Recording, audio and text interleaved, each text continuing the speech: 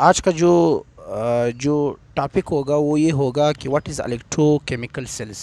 Electrochemical cell क्या है? सही, इलेक्ट्रोकेमिकल सेल अगर हम एक बीकर होता है उसके अंदर दो इलेक्ट्रोड्स रखे और उस बीकर के अंदर हम इलेक्ट्रोलाइट्स भी डालें और उस सेल से हम क्या करें, या तो एनर्जी या तो हम इलेक्ट्रिसिटी पास करें या हम उसे इलेक्ट्रिसिटी बनाएं। हम उसी को क्या कहेंगे, हम उसी को इलेक्ट्रोलाइटिक सेल कहेंगे। मीन्स दैट कि हम इसमें से क्या करेंगे, केमिकल एनर्जी को किस चीज़ में चेंज करेंगे, इलेक्ट्रिकल एनर्जी में चेंज करेंगे। तो तो इस तरह हम क्या करेंगे, डिफरेंस निकालेंगे गैल्वेनिक सेल क्या है और इलेक्ट्रोलाइटिक सेल क्या है। गैल्वेनिक सेल का दूसरा नाम है वैलेटिक सेल्स, और जो वैलेटिक सेल्स है इसमें हम क्या करेंगे, इसमें स्पॉन्टेनियस रिएक्शन होगा और स्पॉन्टेनियस रिएक्शन क्या करेगा, इलेक्ट्रिसिटी क्या करेगा, पैदा करेगा। तो स्पॉन्टेनियस रिएक्शन से हम क्या करेंगे, इलेक्ट्रिसिटी को पैदा करेंगे, वो गैल्वेनिक सेल होगा। जो इलेक्ट्रोलाइटिक सेल होगा वो नॉन स्पॉन्टेनियस रिएक्शन होगा। इसमें हम क्या करेंगे, इलेक्ट्रिसिटी से क्या करेंगे, रिएक्शन को क्या करेंगे, स्टार्ट करेंगे। तो डिफरेंस ये है कि इसमें जो कैथोड है, जो आपने कैथोड उठाया है, जो इलेक्ट्रोड यहाँ पे उठाया है, इलेक्ट्रोड यहाँ पे कैथोड जो है वो पॉजिटिव होगा, लेकिन इलेक्ट्रोलाइटिक सेल में वही कैथोड क्या होगा, वो नेगेटिव होगा।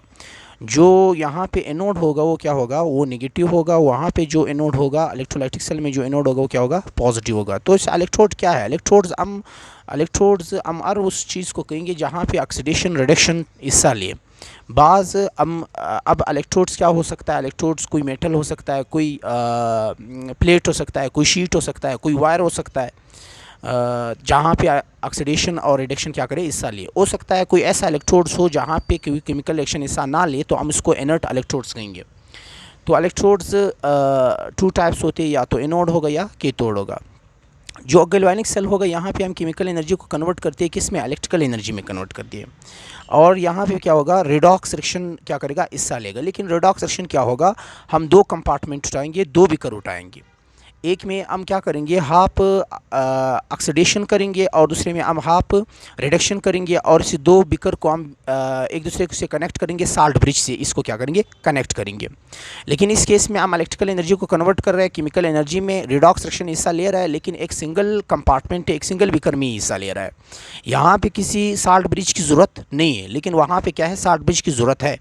यहाँ पे क्या होगा, यहाँ पे जो हम यूज़ कर रहे हैं मेजरमेंट ऑफ इलेक्ट्रिकल पोटेंशियल को क्या करें, यहाँ पे हम मेजर कर रहे हैं। वहाँ पे हम क्या कर रहे हैं, वहाँ पे हम प्यूरिफिकेशन कर रहे हैं, मीन चीज़ों को क्या कर रहा है, प्यूरिफाई कर रहा है। या हम क्या करेंगे, हम इलेक्ट्रोप्लेटिंग की प्रोसेस यहाँ पे क्या करेंगे, इस इलेक्ट्रोलाइटिक सेल्स की मदद से क्या करेंगे। इसकी जो ये ईट को जनरेट कर रहा है ये एक्सोथर्मिक प्रोसेस है, लेकिन ये क्या कर रहा है, ये ईट को कंज्यूम कर रहा है, तो ये क्या है, एंडोथर्मिक प्रोसेस है। इनकी जो एग्जांपल है निकल कैडमियम सेल है या फ्यूल सेल है। इनकी जो एग्जांपल है ये क्या है, नेल्सन सेल या डॉन सेल। ये यहाँ पे हमने क्या किया, गैल्वेनिक सेल में हमने दो बीकर उठाया, एक में जिंक इलेक्ट्रोड डाला, दूसरे में कॉपर इलेक्ट्रोड डाला। इन दो बीकर को कनेक्ट किया साल्ट ब्रिज से। जो साल्ट ब्रिज के अंदर जो सब्सटेंस होगा वो होगा KCl होगा। साल्ट ब्रिज के अंदर KCl होगा। दूसरा साल्ट ब्रिज जो होगा यू शेप्ड का होगा, इसके अंदर से KCl होगा, या सोडियम नाइट्रेट होगा, या गिलेटिन होगा। और इस साल्ट ब्रिज की जो ओपन हैंडेड है, इसको हमने पोरस ग्लास होल से मतलब इसके अंदर में हम लोगों ने पोरस ग्लास होल डाला है। और हमने यहाँ पे क्या किया है, हम इस साल्ट ब्रिज का जो मकसद है कि यहाँ पे जो दो हाफ बिकर है, ताकि इन दोनों के दरमियान कोई मैक्सिंग ना हो जाए। हम मैक्सिंग को प्रिवेंशन करने से बचने के लिए हमने यहाँ पे क्या लिया, हमने साल्ट ब्रिज को उठाया है। और इस साल्ट ब्रिज का दूसरा मकसद ये है कि मेंटेन कर रहा है इलेक्ट्रिकल न्यूट्रलिटी को। मींस ये दोनों साइड को इक्वल रखना है, किसी को एसिडिक बना रहा है ना किसी को बेसिक बना रहा है, तो ये इसको न्यूट्रल रख रहा है। इस साल्ट ब्रिज का तीसरा काम ये है कि ये प्रिवेंट कर रहा है चार्ज अकोमुलेशन को। मींस किसी ऐसा नहीं कर रहा है कि एक बीकर में चार्ज को ज़्यादा ऑक्यूपाइज करे, मीन ज़्यादा अकोमुलेट करे, दूसरे में कम करे, नहीं, ये इसको मेंटेन कर रहा है, चार्ज की अकोमुलेशन को मेंटेन कर रहा है। साल्ट ब्रिज का काम ये, ताकि जो चार्ज होगा साल्ट ब्रिज के अंदर, जो आयंस होंगे वो माइग्रेट ना करे, एक बीकर से दूसरे बीकर में माइग्रेट ना करे। अब सवाल ये उठता है कि जो हमारे साथ इलेक्ट्रोलाइटिक सेल्स है, उस इलेक्ट्रोलाइटिक सेल के अंदर इलेक्ट्रोलाइटिक सेल, अगर हम इस इलेक्ट्रोलाइटिक सेल के अंदर सॉल्यूशन डाली, हमने सबसे पहले यहाँ पे क्या डाला, यहाँ पे सॉल्यूशन डाला।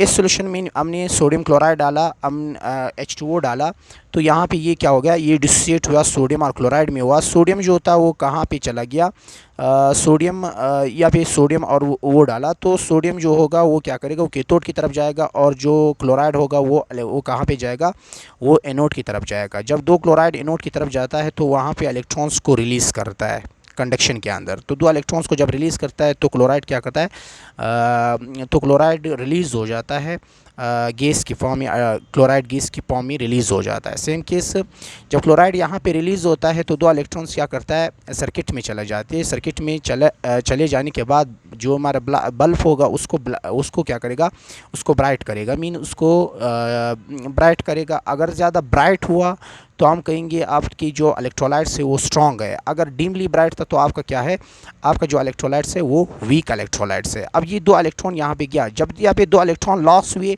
क्लोराइन आयंस ने जब दो इलेक्ट्रॉन्स को लॉस किया, तो यहाँ पे हम कहेंगे loss of electron is called oxidation. तो यहाँ पे एनोड पे क्या हुआ, ऑक्सीडेशन हुआ। ये दो इलेक्ट्रॉन जब सर्किट के अंदर गए, यहाँ पे आपको बल्ब को क्या किया, ब्राइट किया, और यहाँ पे आके ये वापस जो आपका कैथोड है, यहाँ पे क्या हुआ, ये दो इलेक्ट्रॉन्स हाइड्रोजन ने इसको क्या किया, एक्सेप्ट किया। जब हाइड्रोजन ने यहाँ पे एक्सेप्ट किया तो दो हाइड्रोजन आयंस थे, उसने इस दो इलेक्ट्रॉन्स को एक्सेप्ट किया। तो हम कहेंगे एक्सेप्ट जो एडिशन ऑफ इलेक्ट्रॉन्स, तो हम इसको क्या कहेंगे, रिडक्शन कहेंगे। तो एनोड पे हुआ ऑक्सीडेशन और कैथोड पे हुआ रिडक्शंस। अब सवाल यहाँ पे एक सोडियम रह गया और एक OH रह गया, इन दोनों ने सोडियम हाइड्रोक्साइड बनाया। अब सवाल ये उठता है कि यहाँ पे तो सोडियम भी पॉजिटिव था, वो क्यों नहीं गया, सोडियम पॉजिटिव था, वो सोडियम क्यों उसके पास नहीं गया, एनोड के पास, कैथोड के पास क्यों नहीं गया। तो हम यहाँ पे कहेंगे जो हाइड्रोजन आयंस है H2O है, उसकी जो ऑक्सीडेशन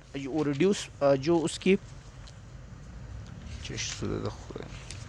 जो ऑक्सीडेशन पोटेंशियल है H2O की, वो क्या है, ज़्यादा है एज़ कम्पेयर टू सोडियम। तो इसीलिए हाइड्रोजन यहाँ पे क्या हुआ, हाइड्रोजन यहाँ पे क्या हुआ, रिड्यूस हुआ, उसकी ऑक्सीडेशन रिड्यूस जो पोटेंशियल थी वो क्या है, वो कम थी। तो ये तीन प्रोडक्ट यहाँ पे बना, एक क्लोराइड हाइड्रोजन गैस बना, दूसरा आपके पास हाइड्रोजन गैस बना, दूसरी जगह पे आपको क्लोराइड आप कह सकते हो क्लोरीन गैस बना, और बिकर के अंदर क्या पैदा हुआ, सोडियम हाइड्रोक्साइड पैदा हुआ। तो ये